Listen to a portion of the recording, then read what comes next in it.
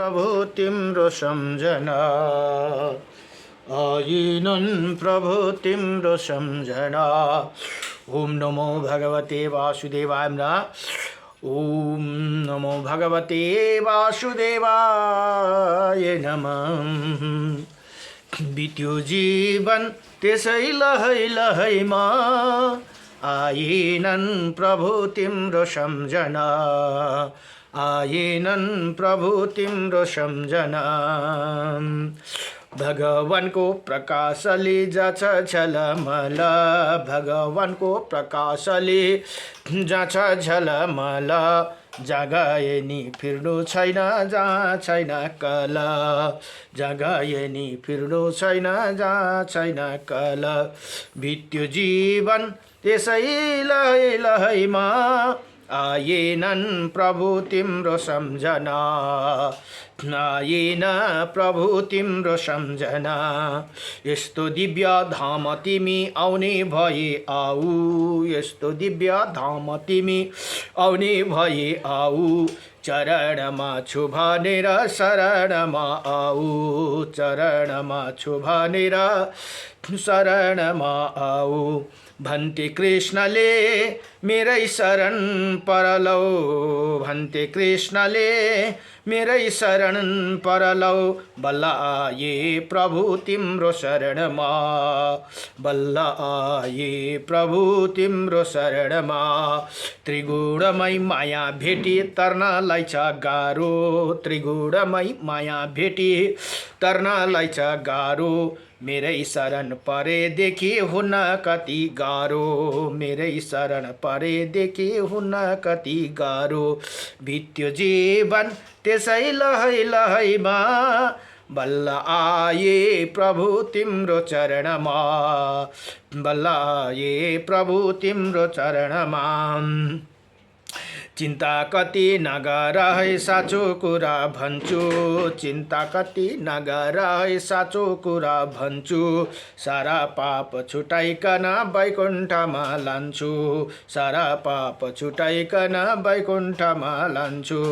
भन्ते कृष्णले मेरै शरण परलौ भन्ते कृष्णले मेरै शरण परलौ बल्ल आए प्रभु तिम्रो शरणमा बल्ल आए प्रभु तिम्रो शरणमा। बित्यो जीवन त्यसै लहै लहैमा आएनन् प्रभु तिम्रो सम्झना आएन प्रभु तिम्रो सम्झना। भगवानको प्रकाशले जाछ झलमल भगवानको प्रकाशले जाछ झलमल जगाए नि फिर्नु छैन जहाँ छैन कल। बित्यो जीवन त्यसै लहै लहैमा आएनन् प्रभु तिम्रो सम्झना आएन प्रभु तिम्रो सम्झना। जय राधे गोविन्द गोविन्द राधे राधे राधे गोविन्द गोविन्द राधे राधे राधे राधे राधे गोविन्द राधे राधे राधे राधे राधे गोविन्द। नमो भगवते वासुदेवाय। अहिले श्रीमद् महापुराणको 154 अध्यायको प्रसङ्गमा भगवती जगतजननी माता पार्वतीको जन्मको कथा चल्दैछन्।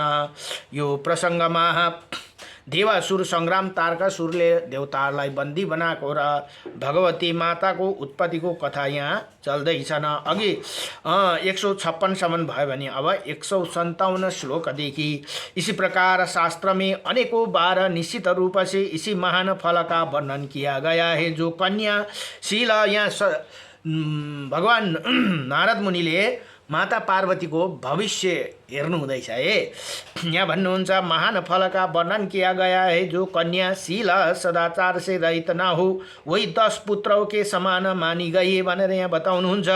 किंतु ये वाक्य निष्फल है और पुरुष के लिए अत्यंत गिलानी उत्पन्न करने वाली है क्योंकि जो कन्या पति पुत्र धन आदि सभी सुख साधनों से पूर्ण संपन्न होने पर भी जब कृपण शोचनीय और पति के दुख को बढ़ाने वाली होती है, तब जो पति पुत्र धन आदि से हीन अभागिनी हो तो उसे विषय में क्या कहना है भनेर यहाँ बताउँदछन्। नारद जी आपने मेरी कन्या के शरीर में तो दो समूह का ही वर्णन किया है, इसी कारण मैं मोह में पड़ गया हूँ भनेर यहाँ बताउँदछन्। मेरे शरीर सुखा जा रहा है भनेर यहाँ माता मेना भन्नुहुन्छ नारद मुनिलाई। हे मन में गिलानी ही हो रही है और कष्ट भी पा रहा है मुने, इसी समय मुझ पर अनुग्रह करके कन्या के कष्ट निवारक उपाय यदि अयुक्त अथवा दुष्प्राप हो तो बतलाइए भनेर फेरि अब उपाय सोध्नुहुन्छ यहाँ। अरे मेरी कन्या विषय का दुखों को दूर कीजिए, क्योंकि निसंदेह रूप से कार्य सिद्धि के संभावना होने पर भी फल लोभ में आसक्त एवं कार्य साधनों में निपुण अशुभ तृष्णा मेरे परिभाव युक्त मन को ठग रही है भनेर यहाँ बताउँदछन्। स्त्रियों के लिए उत्तम पति के प्राप्ति ही उनके सौभाग्यशाली जन्म की सूचक है भनेर यहाँ बताउनु भयो। तथा वो पितृकुल एवं पितृकुल एकदम पतिकुल दोनों कुलों के लिए यह लोक और परलोक में सुख का साधन बतलाई गई भनेर यहाँ बताउनुहुन्छ। हेर्नुहोस् है, आमा दिदीबहिनीहरूको लागि दुईटै कुलका साधन हुन् भनेर यहाँ बताउनुहुन्छ। इसी प्रकार स्त्रियों के लिए उत्तम पति का मिलना तो दुर्लभ है ही, परंतु गुणहीन पति भी नारी को पुण्य के बिना कभी नहीं प्राप्त होती भनेर यहाँ बताउनुहुन्छ। अब यहाँ भन्नुहुन्छ, क्योंकि ही नारी के साधन रहित धर्म प्रचुर मात्रा में काम वासना की प्राप्ति और जीवन निर्वाह के लिए धन पति के द्वारा ही प्राप्त होते हैं भनेर यहाँ बडो दिव्यसँगले बताउनुहुन्छ।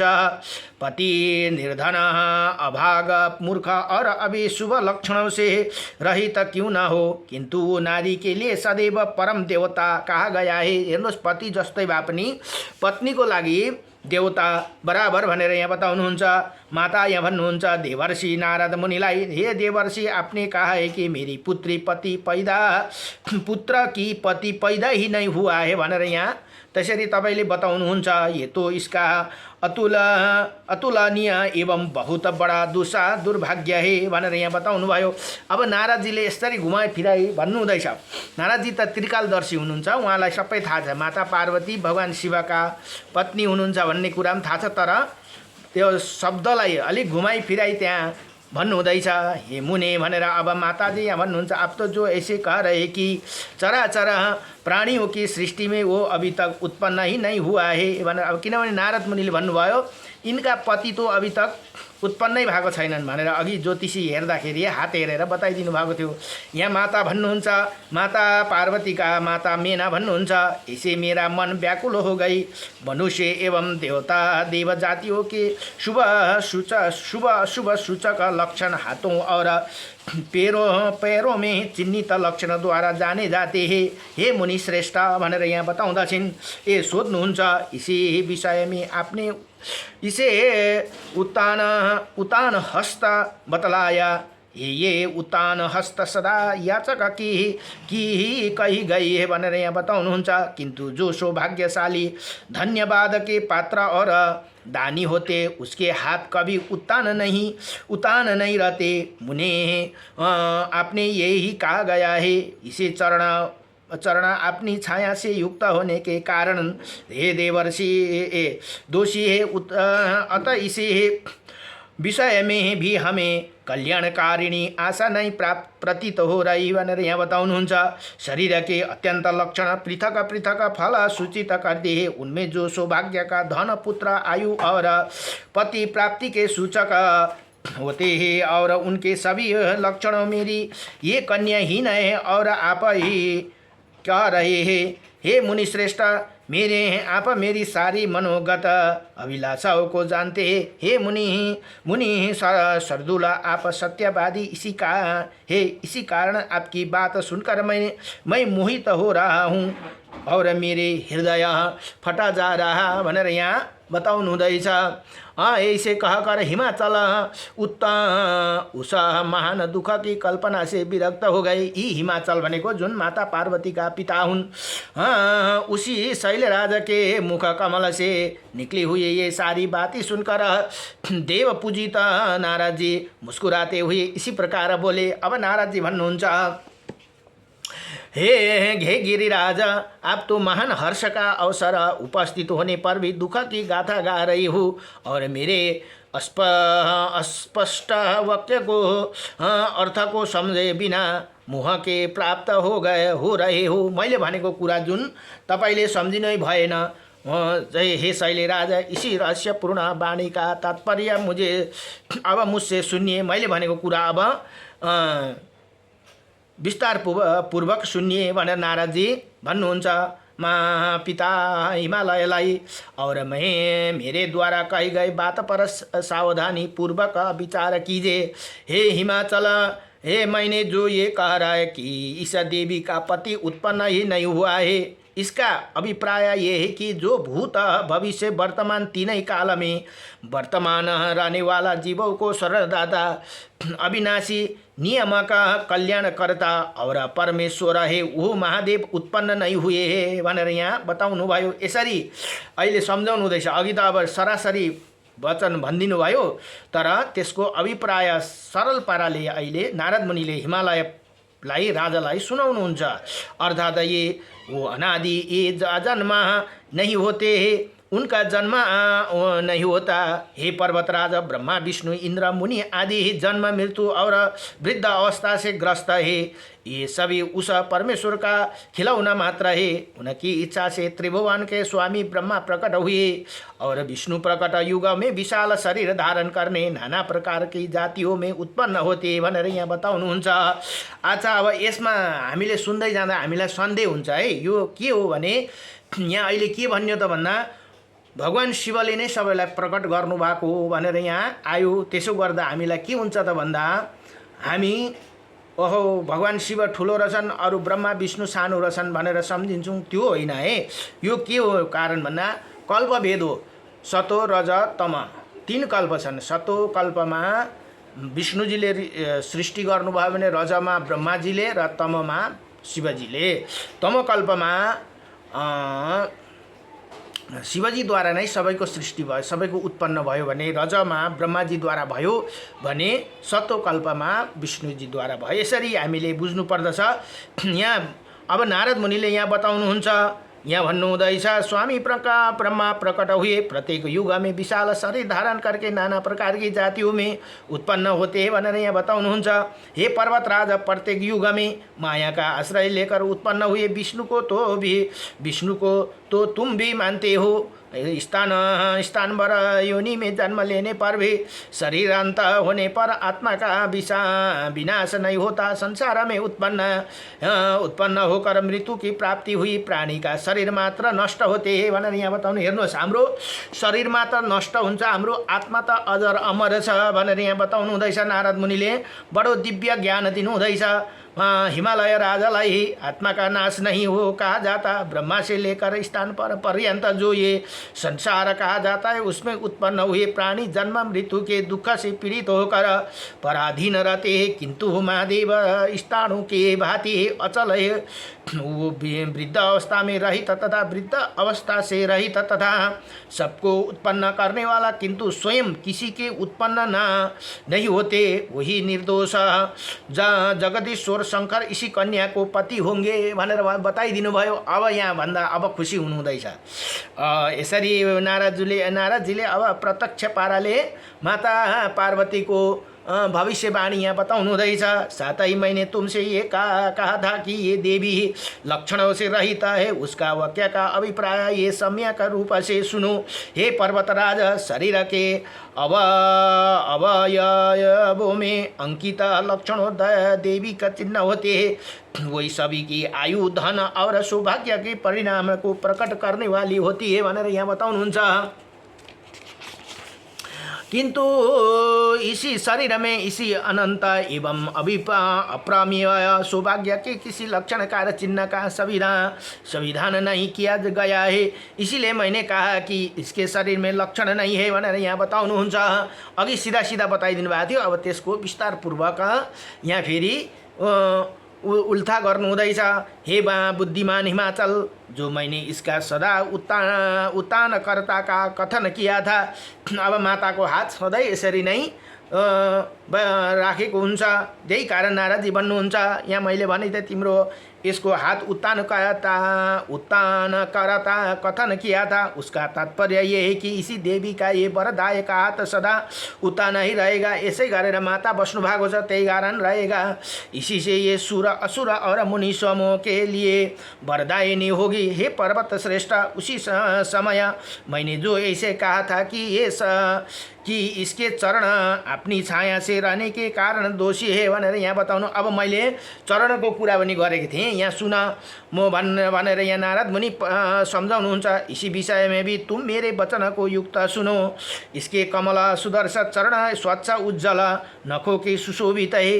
जब ये नमस्कार करने वाली सुरों एवं असुरों के किरीटों में जड़ी हुई मणियों की विचित्र वर्ण की कांति से उद्भासित होगी, तब अपनी छाया से प्रतिबिंब करने वाली महीधर आपकी ये कन्या जगत गुरु वृषभ ध्वज शंकर की भार्या लोक धर्म की जननी होगी। लोक माता लोक धर्म की जननी होगी भनेर यहाँ प्रत्यक्ष पाराले नारद मुनिले हिमालय राजालाई बताउनुहुन्छ। जननी प्राणियों की उत्पन्न करने वाला कल्याण स्वरूपिणी और अग्नि के समान कांतिमती है। ये तुम्हारे क्षेत्र में तुम्हारी तुम्हें पावन करने के लिए प्रकट हुई है। इसीलिए हे श्रेष्ठ पर्वतराज, जिस प्रकार ये शीघ्र पिनाकधारी शंकर जी के साथ संयुक्त हो जाए, तुम्हें विधि पूर्वक वैसे ही विधान करना चाहिए कि हिमाचल इसे देवताओं का अत्यंत महान कार्य सिद्धि हो जाएगा भनेर नारद मुनिले बडो दिव्यसँगले सम्झाएर अब त्यहाँ जानुहुन्छ। यहाँ भन्नुहुन्छ, अब सुतजी ऋषि अरु ऋषि हे ऋषि मुनि हो, नारद जी के मुख से ये सारी बात सुनकर उसी समय मीना के प्राण प्रति शैल राजा अपने ही पुनः उत्पन्न हुआ था।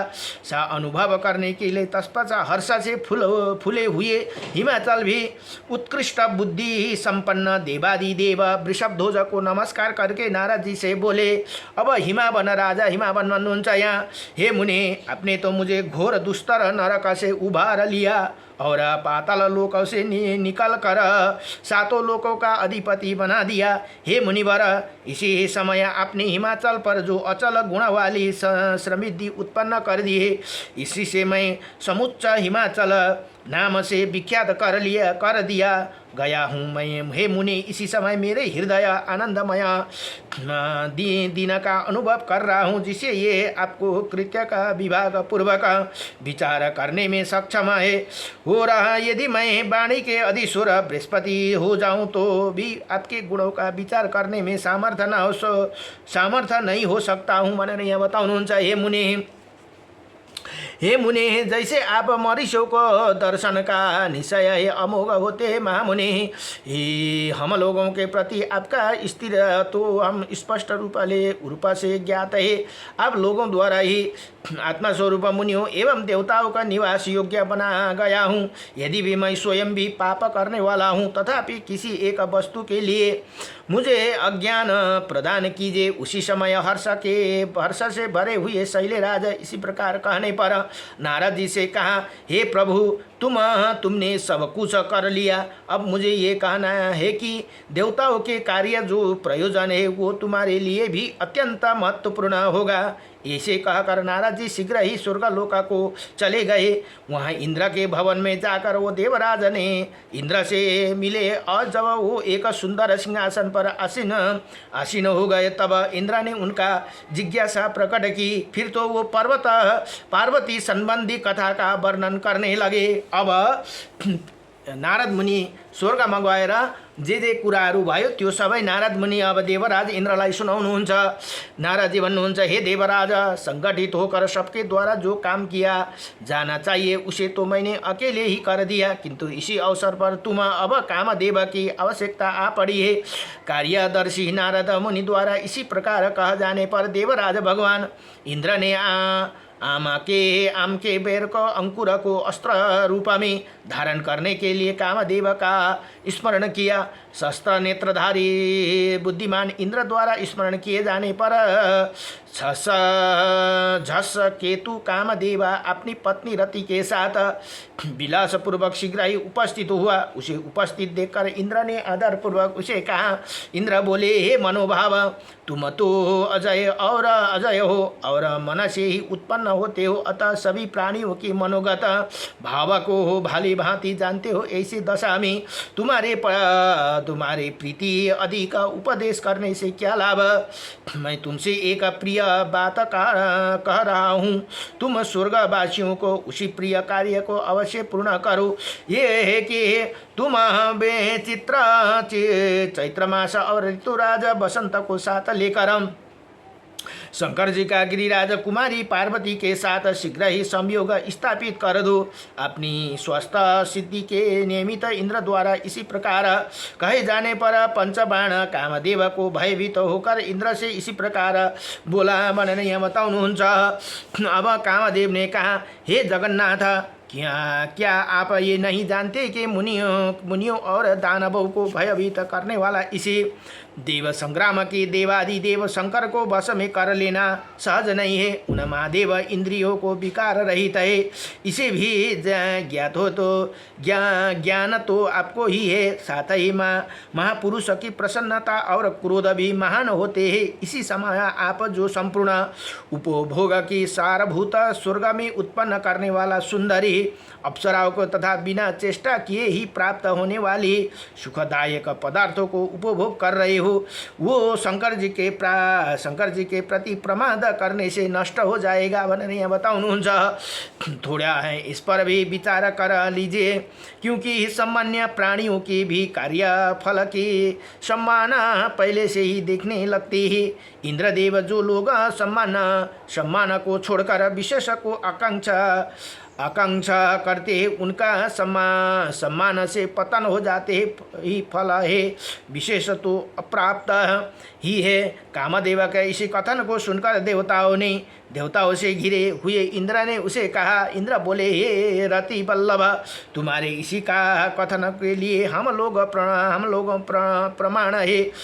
तुम्हारे कार्य कथन में कोई संदेह नहीं, किंतु नियमित वस्तु के आकार प्रकार के बिना लोहार अथवा कारीगर की शक्ति का पता नहीं चलता, तथा किसी की भी शक्ति किसी विशेष विषय में ही सफलता रूप से देखी जाती है, सर्वत्र नहीं। इंद्र द्वारा इसी प्रकार कहे जाने पर रति सहित कामदेव सहायक रूप में अपने मित्र मधुमास अथवा बसंत को साथ लेकर प्रस्थित हुए और शीघ्र ही हिमाचल के शिखर पर जा पहुँचे। वहाँ जाकर वो कार्य सिद्धि के लिए उपाय पूर्वक चिंता करने लगा। उसी सोचा कि जो लोग महान लक्ष्यों से युक्त और अटल निश्चय वाला है, उनके मन को जितना अत्यंत कठिन है भनेर यहाँ बताउनुहुन्छ।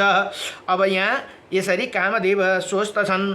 अतः सर्वप्रथम उनके ही संक्षुप्त कर निश्चय रूप से विजय प्राप्त की जा सकती है, क्योंकि पूर्व काल में मन को शुद्ध करके ही लोगों ने उत्तम सिद्धि प्राप्त की है भनेर बताउनुहुन्छ। किंतु कठिनाई तो ये ही कि क्रूरता प्राणियों के संग में अनेकों प्रकार के भावों द्वारा देश का अनुगमन किए बिना क्रोध कैसे उत्पन्न हो सकती है। इसीलिए मैंने भयंकर ईर्षा नामक सखी को चपलता के मस्तक पर स्थापित करूँगा। तत्पश्चात धैर्य के प्रभाव को विध्वस्त करने वाले महान बलवती मन की उस उत्कृष्ट विकृति को शंकर जी पर बिना युक्त करूँगा भनेर यसरी सोच्दछन्। अब यहाँ भन्नुहुन्छ वहाँ धैर्य के द्वार को बंद कर, संतोष के दूर हटा कर, कोई भी ऐसा उत्कृष्ट विद्वान नहीं है जो मुझे जानने साथ ही हो सके किसी भी कार्य के आरंभ विकल्प मात्र का विचार करने से मन को विरूपता उत्पन्न हो जाती है, जिसे आगे चलकर मूल कार्य के आरंभ होने पर गंभीर आपत्तियों के लहरों उठने लगती है और कार्य दुस्तर हो जाती है। अतः अब रमणीय साधनों को साधन संविधान से उन निस्वास्थ शंकर जी से इंद्रिय समूह के ढककर उनकी तपस्या को मैं भंग करूँगी भनेर यसरी यहाँ अब कामदेवले यसरी सोच्न थाले। इसी प्रकार सोच विचार कर कामदेव प्राणियों की हे पालक शंकर जी से उसी आसन पर शंकर जी के उस आसन पर गया जो पृथ्वी का सारभूत था। वो आम के वृक्ष उगे हुए थे जिनके छाया में सारभूत था, वही आम के वृक्ष उगे हुए थे जिनका छाया में वेदिकाएं बनी थी। वही शांत स्वभाव वाले जीवों से व्याप्त तथा पर्वतीय जीवों का भरा हुआ था। वहाँ नाना प्रकार के पुष्पों की लता फैली हुई थी। ऊपर आकाश मंडल में गणेश्वर विराजमान थे। वही एक और नीली घास के ऊपर विराजमान वृषभराज नंदीश्वर नितांत भाव से बैठे हुए थे। वही कामदेव ने त्रिनेत्रधारी शंकर जी से निकट किसी दूसरे सुंदर पुरुषों को देखा। उसका नाम वीर कथा भनेर यहाँ बताउनुहुन्छ। वही जगत के वीरों में प्रधान था। उसी शरीर कांति शंकर जी के समान थी। उसकी ही जटाएं यक्ष कुंड और पद्मा केसर के पुंज के समान पीली थी।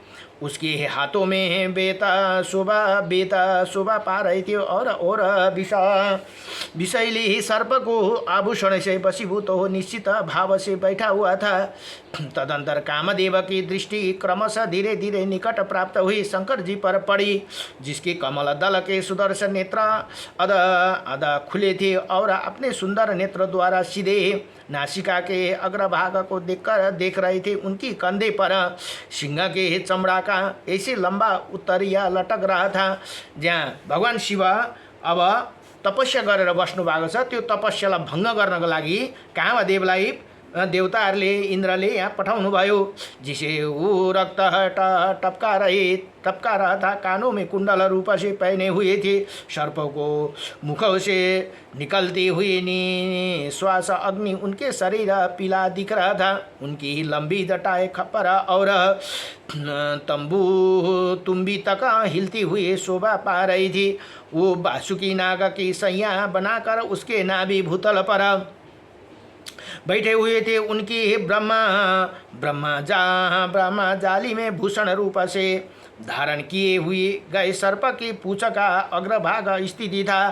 तत्पश्चात शंकर जी जिस वृक्ष के नीचे बैठे हुए थे उसकी चोटी पर भमरव की गूंज उठी। उसी समय कामदेव ने शंकर जी के स्रोत मार्ग से मन में प्रविष्ट हुआ भनेर यहाँ बताउनुहुन्छ।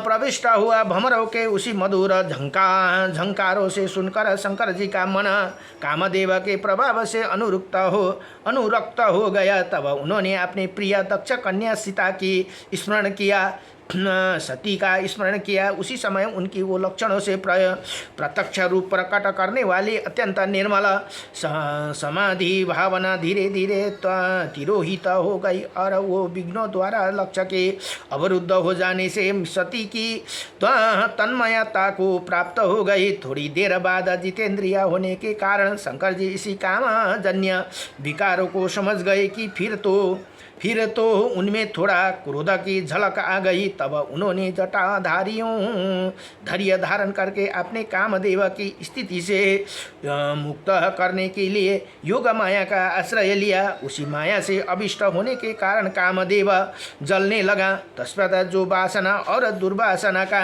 मूर्त रूप स्वच्छ अनुसार शरीर धारण करने वाला अजय क्रोध और दोष का महान आश्रय स्थान था, वो कामदेव शंकर जी के हृदय से बाहर निकला और एक बाहरी स्थान का सारा लेकर निकट ही खड़े हो गए। उसी समय उनका परम स्नेही मित्र मुग्ध चैतमास या बसंत, उसी बसंत भी उसके साथ था और आमा के वृक्ष पर मंद वायु से हिलाए गए रमणीय पुष्प गुच्छों को देखकर मकर ध्वज कामदेव शीघ्र ही शंकर जी को वक्ष स्थल पर वो मोहन नाम का बाण छोड़ दिया। वो विमोहन नाम का पुष्प बाण विनाशकारी महान प्रभावशाली कठोर और विशाल था। वही शंकर जी के शुद्ध हृदय पर जा गिरा, जिसे उनका हृदय घायल हो गया और उनकी इंद्रियों का विचलित हो गई। फिर तो पर्वत के सामने समान धैर्यशील होने पर भी शंकर जी ने कामों का मुख हो गए, किंतु अनेकों बाहिरी विघ्न समूह के प्राप्त होने पर भी सद्भाव को प्रभुत्व के कारण उनके काम का आवेश विशेष रूप से नहीं हुआ भन्ने बताउनुहुन्छ। अब तदा परंतु क्रोधाग्नि से उत्पन्न हुए भयंकर हुंकार के भयानक शब्द से युक्त मुख को ऊपर क्रोधाग्नि से उदित तीसरी नेत्र प्रकट हो गए, जो भीषण रूपधारी शंकर जी का जगत का संहार करने वाला भयानक रूप था। तथा जटाधारी शंकर जी ने अपने निकट ही खड़े हुए कामदेव को और दृष्टिपात किए। फिर तो उसे नेत्र से निकली हुई एक चिंगारियों को तुरंत ही कामियों के दर्प को बढ़ाने वाले कामदेव को जलाकर भस्म कर दिए भनेर यहाँ बताउनुहुन्छ। ये देखकर स्वर्गवासी हाकार मच गए, स्वर्गवासी को हाकार मच रहे थे। इसी प्रकार शंकर जी के नेत्रों से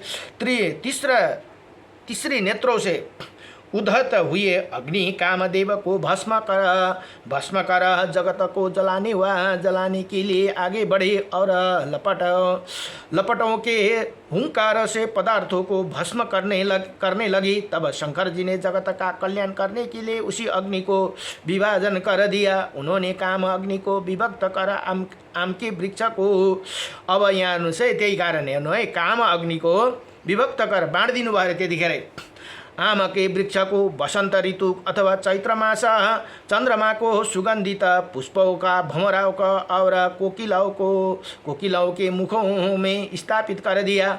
यहाँ हेर्नुस् कसलाई स्थापित गरिदिनु भयो भने आमको वृक्ष बसंत ऋतुलाई अथवा चैत्र मासलाई, चैत महिनालाई र चन्द्रमालाई, अनि सुगन्धित पुष्पलाई, अनि भँवरालाई और कोकिलालाई